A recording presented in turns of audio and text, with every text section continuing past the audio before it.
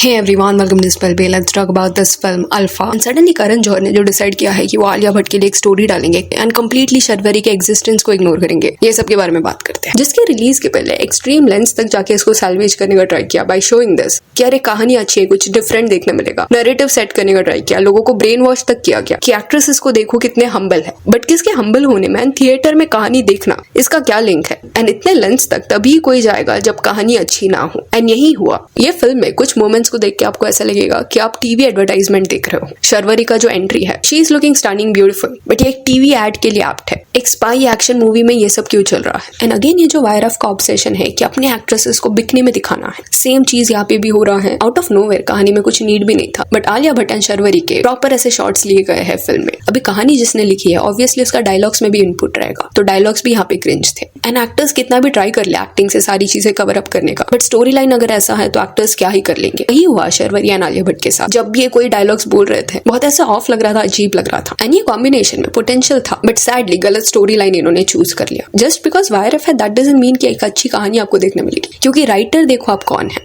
अभी करण जौहर ने कुछ ये स्टोरी डाला था, When footfalls are a challenge, Alpha takes a solid start. It emphasizes many things. The audience is way above online negativity and they are true warriors. The stardom, the theatrical pull, and unquestionable talent of Alia Bhatt and the impact of a big screen spectacle is undebatable. And then YRF को praise करते हुए लिखा that वो ऐसे experiences create कर रहा है जिसको applause करना चाहिए and not any toxicity. So please relax and celebrate that the cinemas are breathing. Go watch Alpha and stop doom scrolling. I don't understand ये story का need क्या था। अगर आपको लग रहा है कि अल्फा बहुत अच्छा कर रही है, थिएटर्स में लोग जा रहे हैं, then why are you worried कि ऑनलाइन लोग क्या बोल रहे हैं? इट इज लाइक अगर एज ऑडियंस आप लोग कुछ भी नेगेटिव लिखोगे तो आपको भी किसने नेगेटिव पीआर करने के लिए बोला है, ऐसा इनके माइंड में है। ये लोग ये एक्सेप्ट ही करने को रेडी नहीं है कि आपकी कहानी अच्छी नहीं है, उनकी कहानी में कोई फॉल्ट नहीं है, आप में प्रॉब्लम है, ऑडियंस में प्रॉब्लम है। इजंट दिस ऑड कि अगर सब अच्छा चल रहा है तो सडनली करण जौहर को क्यों नीड पड़ा ये टॉक्सिसिटी के बारे में बात करने का? कौन टॉक्सिसिटी अननेसेसरली फैला रहा है? ऐसा अगर होता, आलिया भट्ट ने अपने करियर में बैक टू बैक हिट्स दिए हैं और वो ऑडियंस ही थी जिन्होंने सपोर्ट दिया। And I don't understand this कि सिर्फ आलिया भट्ट है ये फिल्म में, शर्वरी नहीं है ये फिल्म में, उसके एग्जिस्टेंस को ऐसे पूरा डिसमिस ही क्यों किया गया? एनी स्टोरी डाल के करण जौहर ने कहीं ना कहीं आलिया भट्ट के अगेंस्ट ये नैरेटिव खुद सेट कर लिया, क्योंकि इसके पहले फिल्म के बारे में बात हो रहा था, स्पेसिफिकली आलिया के बारे में कोई बात नहीं करता, बॉबी देओल के एक्सेंट के बारे में भी बात हो रहा था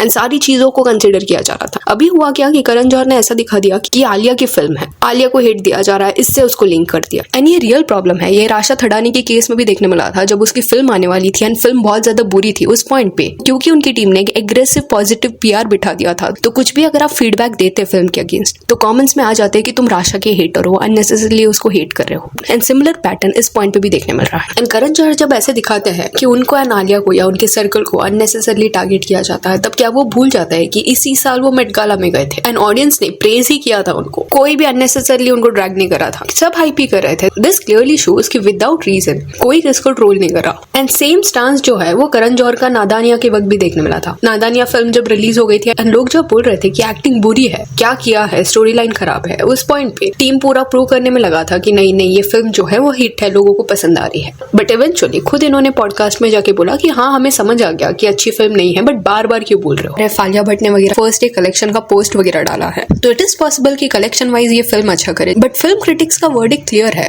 कि अच्छी फिल्म ये नहीं है। एंड क्रेडिबल फिल्म क्रिटिक्स ने ये रिव्यू दिया है। तो इतना स्ट्रॉन्ग जब बैकिंग है आपके पास, इतने बड़े स्टार्स, इतना बड़ा प्रोडक्शन हाउस, इंडस्ट्री के इतने लोग स्टोरीज डाल रहे हैं कॉन्स्टेंटली फिल्म के बारे में, स्टिल करण जौहर को अगर ये नीड लग रहा है कि उन्हें इस वे से प्रॉपरली डेडिकेटेड स्टोरी डाल के डिफेंड करना है इस फिल्म को, देन और कितने एक्सक्यूजेस आपको चाहिए? इतने रिसोर्सेस होने के बावजूद भी अगर एक डिसेंट एंटरटेनिंग फिल्म नहीं देखने मिल रही है थिएटर्स में, देन प्रॉब्लम फिल्म मेकर्स का है, व्यूअर्स का नहीं है। एंड गेस व्हाट, जो सर्टन रिव्यूअर्स है जो इस फिल्म के अगेंस्ट बोलना नहीं चाहते, ओपनली एक्सेप्ट नहीं करना चाहते कि उदय चोपड़ा ने कॉपी किया है सीन्स को दूसरे मूवी से, वो लोग इस पॉइंट पे फैंसी वर्ड्स को यूज कर रहे हैं कि इस फिल्म में दूसरी फिल्मों का अडेप्टेशन आपको देखने मिले। It is not adaptation, it is clear cut copy. And Alia के फैंस को ये नैरेटिव से बाहर निकलना पड़ेगा कि आलिया किसी फिल्म में आने उस फिल्म को बुरा बोल दिया तो इसका मतलब ये है कि तुम आलिया को हेट कर रहे हो। Makes no sense. कहानी बुरी है तो उसको बुरा ही बोलेंगे, एंड वही कुछ हो रहा है ये फिल्म के। बट आलिया के फैंस ये एक्सेप्ट नहीं करना चाहते, डिनाइल में है। जो फिल्म में उसका एक्टिंग अच्छा रहा है, परफॉर्मेंस अच्छा रहा है, ऑडियंस ने वहां पे उसको क्रेडिट दिया है। ऐसा नहीं है कि कभी उसकी फिल्मों को सपोर्ट नहीं किया गया है, बट फैक्ट ये है कि अल्फा में कुछ भी कहानी नहीं है। क्यों ही आप पसंद करोगे एक बोरिंग फिल्म को? क्लियरली ओवर हाइप्ड है क्योंकि एक बड़े प्रोडक्शन हाउस के अंडर ये बनी है। बजट इतना ज्यादा है इस फिल्म का, पर कहानी पे ध्यान ही नहीं दिया गया है। एंड ये एंटाइटलमेंट कहाँ से आता है कि ऑडियंस जो है अगर पैसे देके थिएटर में जा रही है, फिल्म देख रही है, तो वो अपना ओपिनियन क्यों नहीं दे सकती? आप थोड़ी फ्री में दिखा रहे हो ये सब। एंड लेजिट इसमें कुछ कहानी नहीं है। ऐसा लगा कि एक्शन फिल्म बनाना है तो पूरा 2 घंटे से फाइट ही दिखाना है आपको। फाइट कोरियोग्राफी देखना होगा तो कहीं और देख लेंगे वीडियोस में। इसकी कहानी इतनी है कि आलिया भट्ट को ट्रेन किया जाता है इनिशियली, एंड बॉबी जो है वो विलन है। शर्वरी जो है वो आलिया की बहन है। शर्वरी किसी वे से आलिया को ये बताने का ट्राई करती है।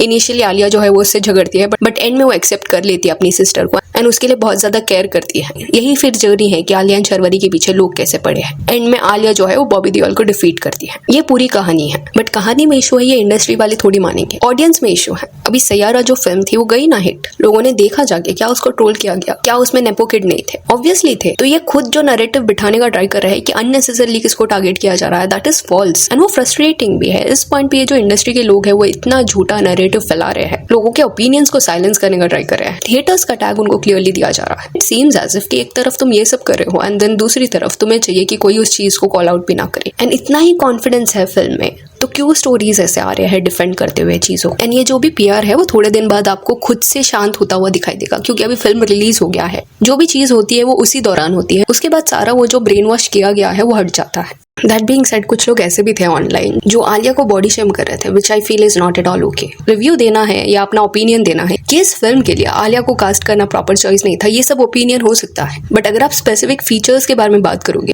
कमेंट करोगे साइज के ऊपर, then that is clearly very shameful. And ये भी एक्नॉलेज करना पड़ेगा कि सर्टेन फाइट सीन्स अच्छे हैं ये फिल्म में। एंड इस पॉइंट पे अगर आप कमेंट्स देखोगे तो वही चीज लिखा जा रहा है, they are not spies, they are superheroes. Clearly bullet हाथ से पकड़ रहे हैं ये लोग। ऋतिक के बारे में ये लिखा गया था, he is looking good but it is actually so unrelated. What to do with such scenes when the entire movie is bad? How someone can catch bullets? What is this? मतलब कुछ भी। इस मूवी को bunk करके school जाऊंगा। Alia Bhatt fought with Sharwari for the whole 15 minutes. After the fight ended, Sharwari told Alia that Bobby Deol isn't her real father. He is the enemy. Alia says she knew it all along. So if both knew, why they were even fighting? Never saw a more illogical movie than Alpha. And ऐसे illogical dialogues भी है। Trailer में जो dialogues देखने मिले हैं, similar cringe dialogues पूरे movie में है। So yeah, that's it for this video. Do let me know कि ये फिल्म के बारे में आपका क्या कहना है। And if you want to follow us on Instagram, जिसका लिंक आपको डिस्क्रिप्शन में मिल जाएगा। और ये वीडियो अच्छी लगी तो लाइक एंड शेयर करें, और ऐसे और अपडेट्स के लिए चैनल को प्लीज सब्सक्राइब करें। Thank you.